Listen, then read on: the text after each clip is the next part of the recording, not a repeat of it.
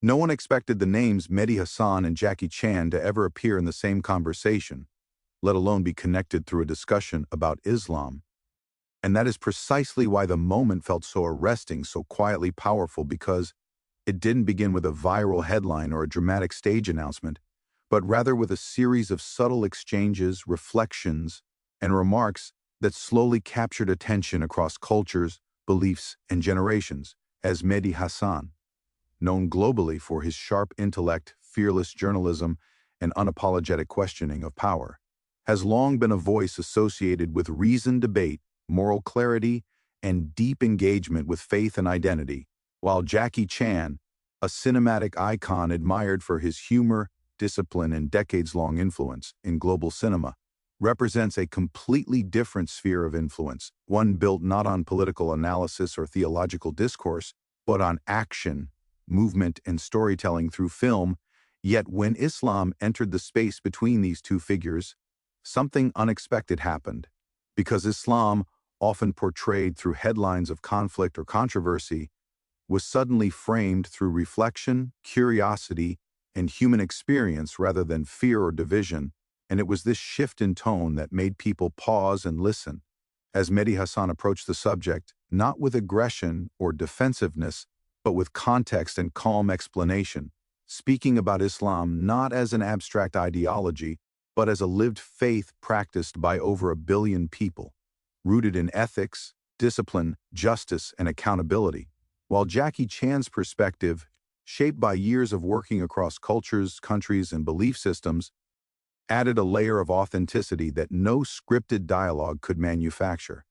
Because when someone who has spent their life navigating East and West speaks about religion, identity, and meaning, their words carry the weight of experience rather than theory. And this is where the conversation began to resonate, not because it was shocking in the traditional sense, but because it was unexpectedly sincere. As Jackie Chan reflected on how exposure to Muslim colleagues, crew members, and communities across different countries challenged the simplified narratives he had once absorbed, leading him to recognize the discipline, humility, and moral focus present in Islamic practice, while Mehdi Hasan skillfully connected those observations to broader truths about how Islam emphasizes intention over appearance, character over performance, and responsibility over privilege, subtly dismantling stereotypes without ever directly attacking them. And what made this moment so compelling was that it didn't feel like a debate or a conversion story, but rather like two individuals arriving at shared human understanding from entirely different paths. As Mehdi Hasan spoke about how Islam's principles often align with universal values admired across cultures: respect for parents, care for the poor, honesty in dealings, restraint in anger, values that Jackie Chan himself has frequently highlighted in interviews about martial arts philosophy and traditional Eastern ethics,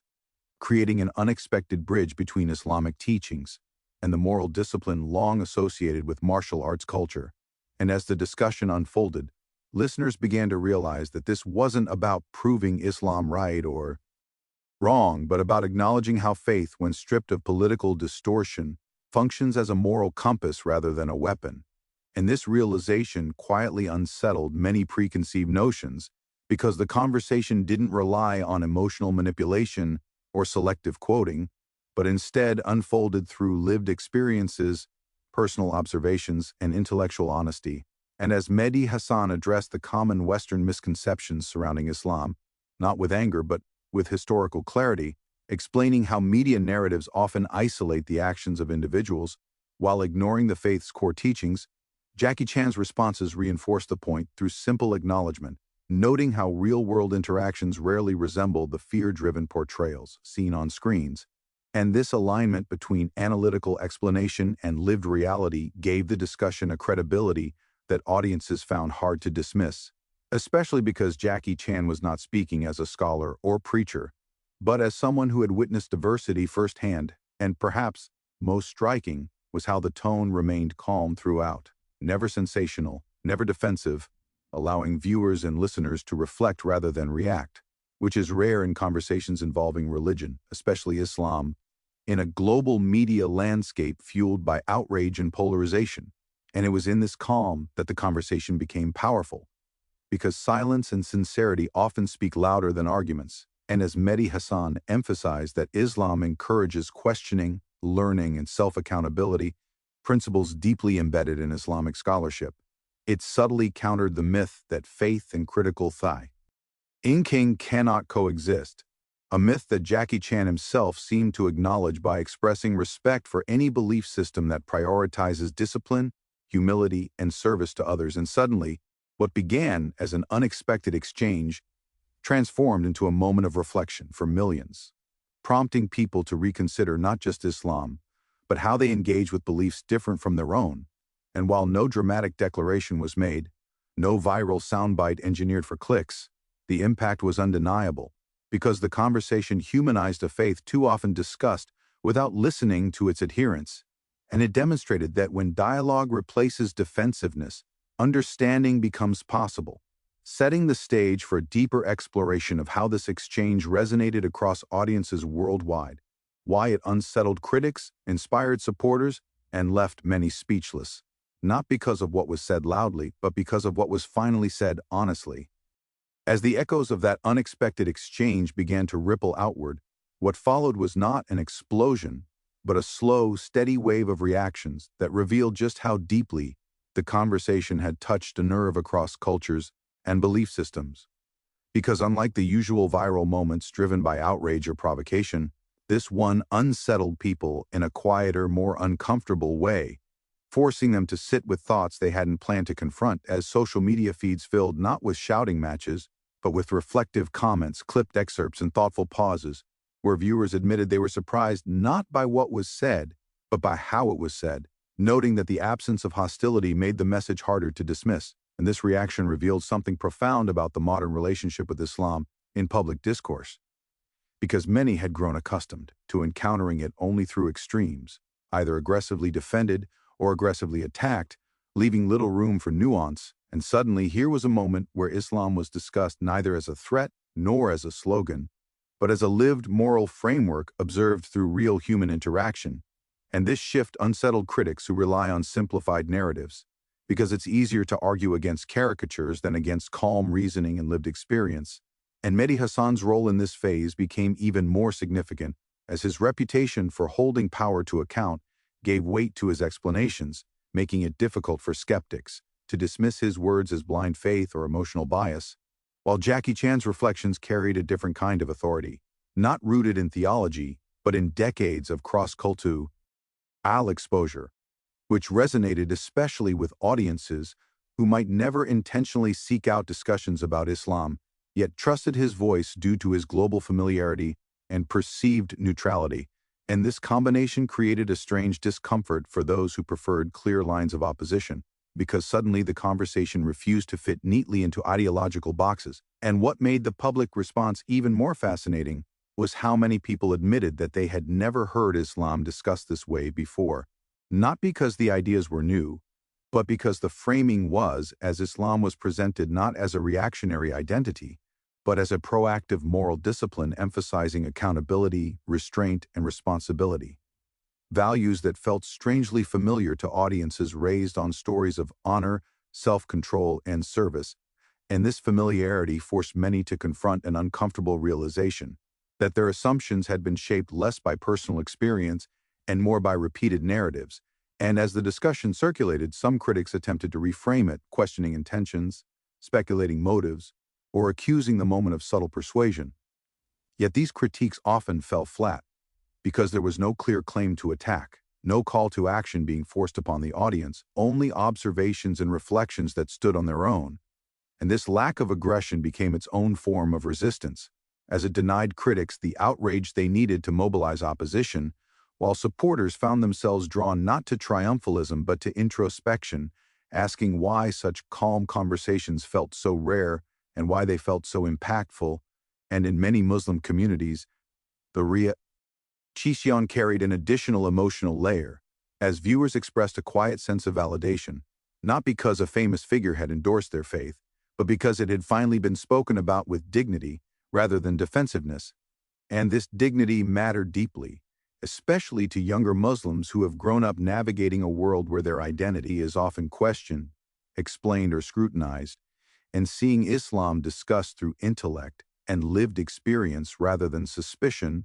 offered a rare sense of relief, while at the same time, non-Muslim viewers found themselves unexpectedly curious, admitting that the conversation didn't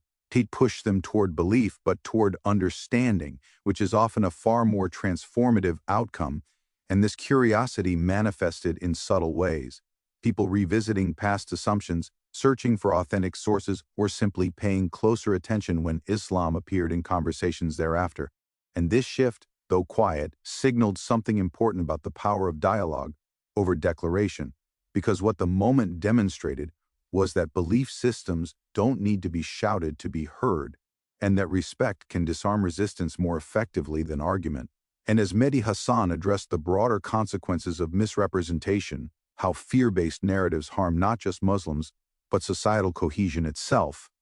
it resonated beyond religion, touching on universal concerns about media responsibility, selective storytelling, and the human cost of simplification, themes that Jackie Chan's own career indirectly mirrored, as someone who had long navigated stereotypes about Asian identity in global cinema, making his acknowledgement of Islam's misrepresentation feel less like commentary and more like solidarity rooted in shared experience. And this alignment deepened the impact, because it reminded audiences that marginalization often follows similar patterns regardless of culture or creed. And as discussions continued, it became clear that what left people speechless was not a single sentence or revelation, but the realization that meaningful conversations about faith are possible without conflict, without conversion pressure, and without erasing differences. And this realization challenged a deeply ingrained expectation that religion must always be divisive in public spaces. And by defying that expectation, the moment carved out space for something rare, mutual recognition, where understanding does not require agreement, and respect does not demand silence. And as the wave of reactions slowly settled, one truth became evident, that this conversation had not changed everyone's mind, but it had changed the tone. And sometimes changing the tone is the first step toward changing everything, quietly preparing the ground for deeper reflection on what such moments mean in a world increasingly shaped by division, speed, and sound bites, setting the stage for the final and most important question: what remains after the moment passes, and what lessons endure once the noise fades? Long after the initial reaction softened and the urgency of viral circulation faded, what remained from the unexpected intersection of Mehdi Hasan, Jackie Chan, and Islam was not a headline or a soundbite, but a lingering sense of reflection that quietly settled into the minds of those who had listened with patience rather than expectation, because moments like these rarely announce their importance at the time they occur, instead revealing their weight only after the noise subsides, when people find themselves returning to the ideas discussed, replaying them internally, and realizing that something subtle but meaningful has shifted,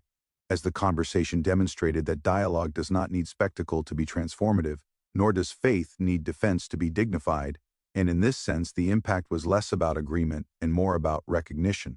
Recognition that Islam, like any deeply rooted belief system, cannot be reduced to headlines or political frames without losing its humanity. And Mehdi Hasan's measured articulation of Islam's moral foundations, accountability, intention, justice, and restraint, lingered not because they were presented as unique or superior, but because they echoed values people already admired yet rarely associated with Islam due to years of selective portrayal. While Jackie Chan's reflections served as a reminder that understanding often grows not from study alone but from proximity, from working alongside others, sharing spaces, and observing character in everyday moments rather than ideological debates. And this convergence of intellectual clarity and lived experience left audiences with an uncomfortable but productive realization. Thus, at many of their assumptions were inherited rather than earned, shaped by repetition rather than reflection, and as this realization took root, it prompted a deeper question not just about Islam, but about how societies choose which stories to amplify and which to ignore, because the moment exposed how rarely calm, nuanced discussions are given space in a media environment designed for conflict, and yet how deeply people respond when such space is finally created.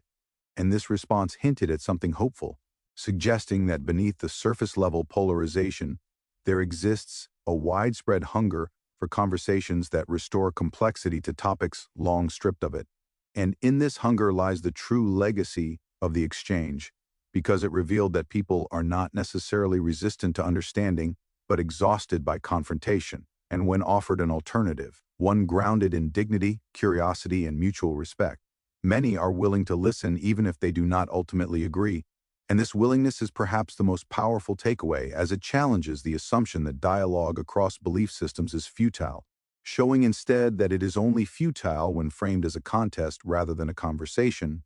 And as the memory of the moment settled, it became clear that what left people speechless was not the involvement of a journalist or a film icon, but the simplicity of the message that emerged between them. That faith, when stripped of fear and politics, speaks a language already familiar to the human conscience. And that misunderstanding often persists, not because truth is inaccessible, but because listening has become rare, and in a world accelerating toward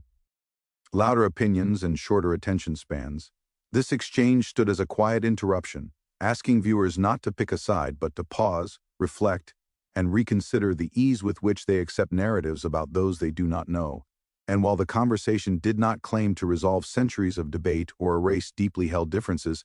it accomplished something far more attainable and perhaps more necessary. It humanized, reminding audiences that behind every belief system are individuals navigating meaning, discipline, doubt, and hope. And this humanization carries implications far beyond Islam, extending to how societies engage with all forms of difference, whether religious, cultural, or ideological. Because once people recognize the humanity behind labels, it becomes harder to sustain hostility without question. And as time passes, moments like these may fade from public memory, replaced by newer controversies and louder conflicts, yet their influence often persists in quieter ways. In how someone listens differently next time, questions a headline rather than absorbing it, or chooses curiosity over certainty in a conversation they once would have avoided. And this is where the true power of the moment resides, not in immediate change, but in the slow, almost invisible reshaping of perception,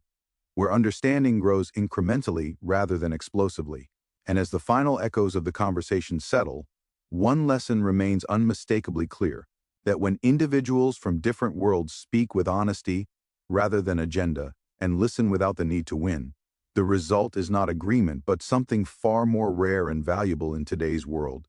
respect. And in that respect lies the quiet potential for a future where differences are no longer treated as threats, but as invitations to understand more deeply, leaving those who witness the exchange not shocked, not persuaded, but thoughtfully silent, carrying with them a renewed awareness that sometimes the most powerful conversations are the ones that do not demand belief, only attention.